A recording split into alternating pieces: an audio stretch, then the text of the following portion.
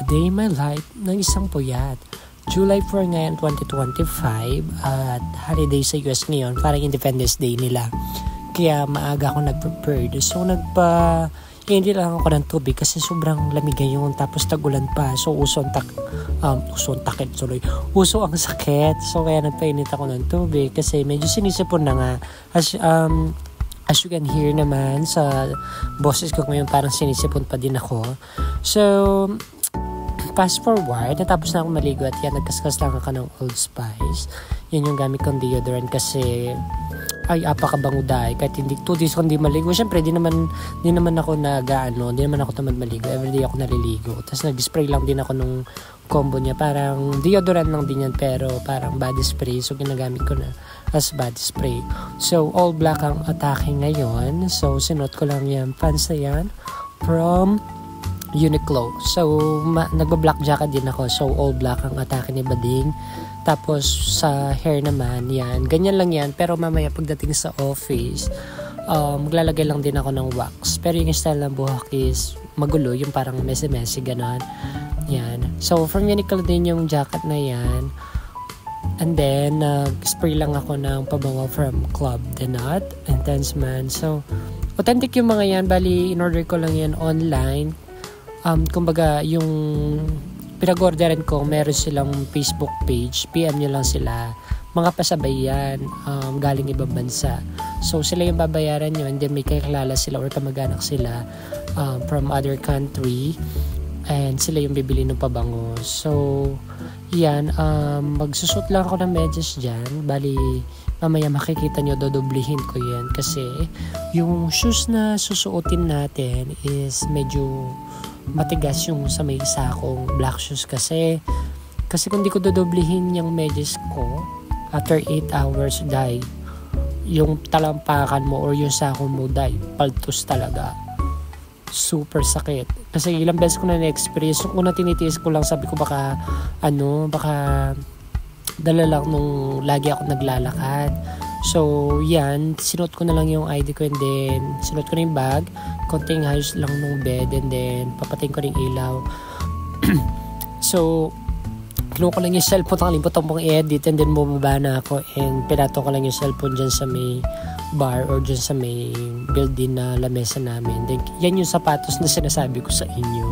So, mahal pa naman ang bili dyan. Hindi naman sobrang mahal pero parang high quality na din kasi kaya medyo mahal. So yan, kinuha ko lang din yung eyeglasses ko from Mayo. So yung salamin ko yan is may astigmatism na, anti-astigmatism, anti-radiation, may grado na din siya. And naka-photochromic. So ibig sabihin pag mainit, para siyang nagiging sunglasses.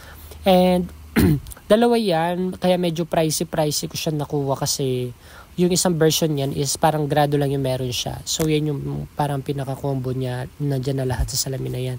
Medyo nakyutan nga lang ko sa lagay niya kasi natutupi siya ng flat na flat. Like, pag wala nang space sa bag mo, pwede mo siyang tupiin. And then, nagsuot lang din ako ng AirPods kasi nga maglalakad ako. Ayoko nung maingay sa daan. Like, so, yan. At least kahit pa paano nare-relax. So, yan. Nilalakad ko lang yan hanggang dun sa terminal or dun sa main gate, which is dun lahat naghihintay ng mga shuttle, buses, jeep, paloob ng Clark, papuntang San Fernando, papunta ng Dao Terminal. So nilalakad ko lang yan. So yung nakita nyo 7-Eleven na yan is yan yung boundary ng Balibago at Lacandula, which is before akala ko lahat ng buong dinadaanan kong yan is Lacandula. So Balibago na pala yan, yung nilalakaran kong yan. So sa kabilang side ng Kandula, sa may left side is Balibago na. So mamaya papakita ko sa inyo yung nilalakaran ko, which is yan. Diyan ako halos bumibili ng lutong ulam, ganun, gulay-gulay. Tapos yan, yung tiyanggihan na yan yung sinasabi naming portal. Kasi paglabas mo dyan, nasa tapat ka na agad ng main gate. So mabilis na lang, accessible na sa lahat ng sakayan pa Dao pa San Fernando, Angeles, pa main gate, not pa main gate, pa Clark, pa loob ng Clark. Pero di naman ako sumasakay ng jeep kasi nga may shuttle bus nga kami na naghihintay sa may gilid ng overpass ng SM, which is I-Core. Yes po. So, sa BPO po ako nagtatrabaho. Sa I-Core is para mag 5 months na ako. Pero before sa Sutherland ako, 11 months lang ako dyan bago ako nag-apply sa I-Core. So, yung konting lakad na lang at makakarating na rin tayo sa ating shuttle bus. Usually, kaya maaga akong gumagaya kasi yung shuttle bus namin is hindi limited, di katulad nun sa Sutherland ako. Parang every 5 minutes may dumarating dyan. Parang 30 to 45 minutes ang interval bago dumating yung isa. So kung ako, alas 9 ang pasok ko, 9 to 6, dapat 8:20 nandyan na ako. Kasi yung last trip para di ka mal-late sa alas 9 is 9:20 nandyan ka na. So ang alisan ng mga bus yan, 9:20, 7:20, mga ganon. So, yan. After ilang minuto ng paghihintay, tumalis na din yan.